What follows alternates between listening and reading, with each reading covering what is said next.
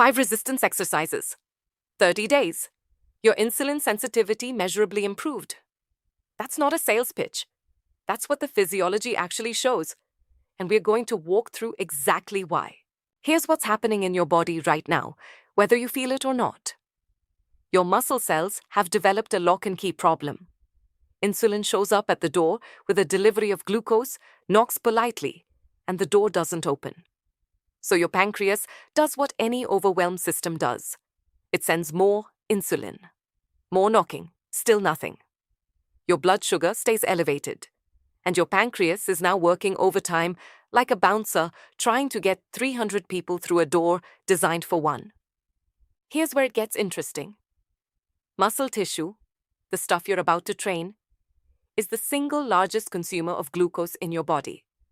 Roughly 80% of glucose disposal happens in skeletal muscle, which means when you build and activate that tissue, you're not just getting stronger.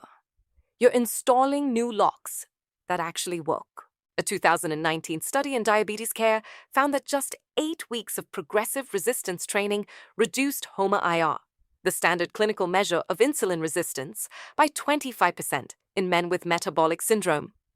25%, without changing a single thing about their diet. That number matters, because it means the fix isn't entirely on your plate. Here's the stake. Insulin resistance doesn't announce itself. It builds quietly for years, then hands you a diagnosis. Type 2 diabetes, visceral fat you can't shift, energy that crashes at 2 p.m. every single day like someone cut the power. I'm not here to diagnose you, but I am going to show you the 5 specific resistance exercises that research identifies as the most effective for moving this needle. And later in this video, I'll tell you the one training variable most men completely ignore that determines whether any of this actually works. Don't skip to the end. The sequence matters. The squat is the most metabolically demanding exercise you can perform with a barbell. Your quadriceps, hamstrings, and glutes together represent roughly 40% of your total skeletal muscle mass. When you load that tissue under tension, something significant happens at the cellular level.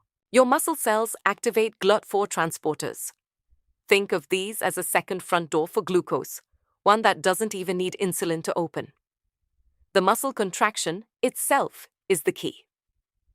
A 2013 study in the Journal of Applied Physiology showed that a single bout of resistance exercise increased GLUT4 translocation by up to 40% in skeletal muscle. 1 session. No medication, just mechanical load. 3 sets of squats twice a week isn't vanity. It's infrastructure. If the squat is the most metabolically demanding movement, the deadlift is the most systemically honest. It doesn't let you compensate. Your posterior chain, glutes, hamstrings, spinal erectors, either produces force or the bar stays on the floor. Full stop. But here's the kicker. The hip hinge pattern engages muscle groups that are chronically underactivated in men who sit for work, which, after 40, is most men. Your glutes aren't just aesthetic. They're a major glucose sink. When they go dormant, your metabolic machinery starts quietly rusting, like a car left in a field for a decade. You don't notice until you try to start the engine.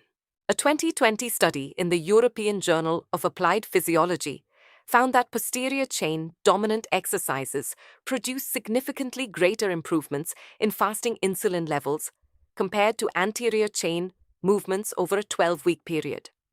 Pull from the floor twice a week. Your glutes will remember what they're for. Nobody talks about farmers' carries. This is a mistake. You pick up 2 heavy dumbbells or kettlebells. You walk. That's it. Sounds almost insultingly simple. And yet most men standing next to the dumbbell rack somehow never do it. What's actually happening? Your grip, forearms, traps, core, and every stabilizer muscle you forgot you had are under sustained isometric tension for the entire duration. That's a full-body metabolic event disguised as a stroll. Sustained contraction over time, what physiologists call time under tension, is a primary trigger for AMPK activation. AMPK is the enzyme that acts like an insulin bypass switch. Think of it as a master key your body keeps in a locked drawer for emergencies. It opens glucose transport channels when the normal insulin key is broken. A 2017 review in Cell Metabolism identified AMPK activation as a central mechanism by which exercise lowers blood glucose independently of insulin altogether. End every session with 3 sets of 30-meter carries. It's unglamorous. It works. Drop a comment right now. Where are you watching from? And what's the one thing about insulin resistance you wish someone had explained to you sooner?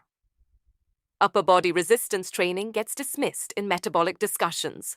That's a mistake, rooted in the assumption that only large lower body muscle groups matter. They matter most, but they're not the whole picture. The overhead press recruits your shoulders, triceps, upper back, and, critically, your entire core, which has to brace hard to stabilize your spine under load. That's more muscle tissue than most people credit it with. But here's where it gets interesting.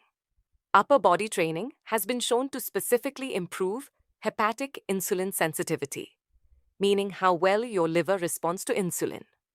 Your liver manages roughly 30% of your glucose. If it's resistant, your whole system pays a tax on every meal you eat. A 2021 study in Frontiers in Endocrinology found that combined upper and lower body resistance training produced greater reductions in HbA1c, the 3-month average blood sugar marker, than lower body training alone. The gap was meaningful, a 0.4% reduction versus 0.2%. Doesn't sound enormous, but at the clinical level, that's the difference between a conversation and a prescription. Don't skip pressing movements. Your liver is paying closer attention than you are. The Romanian deadlift is the most underrated tool in this entire list. It's a hip hinge with a controlled lowering phase. You descend slowly, feel the stretch load through your hamstrings, then drive back up. The slow lowering is the entire point. Let me show you what's actually happening. Eccentric contractions, the lengthening, lowering phase, cause greater muscle fiber recruitment and more tissue remodeling than the lifting phase alone. This remodeling is what drives long-term improvements in insulin receptor density over weeks and months.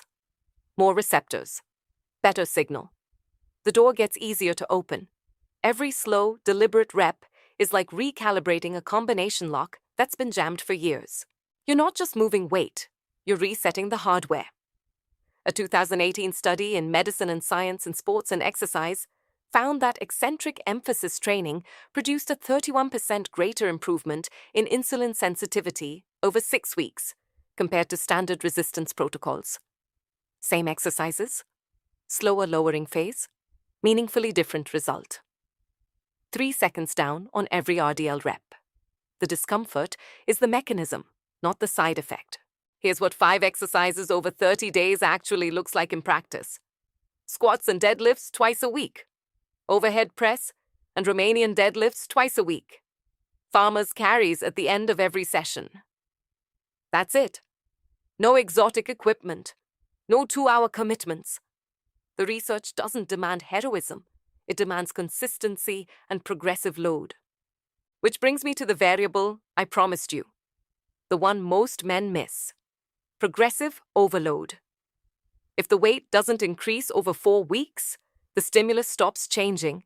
And if the stimulus stops changing, your insulin sensitivity stops improving. Your body is ruthlessly efficient. It adapts to exactly what you give it, and no more. Give it more. Add 5 pounds. Add 1 rep. Track it. That single habit separates the men who see results from the men who wonder why nothing moved.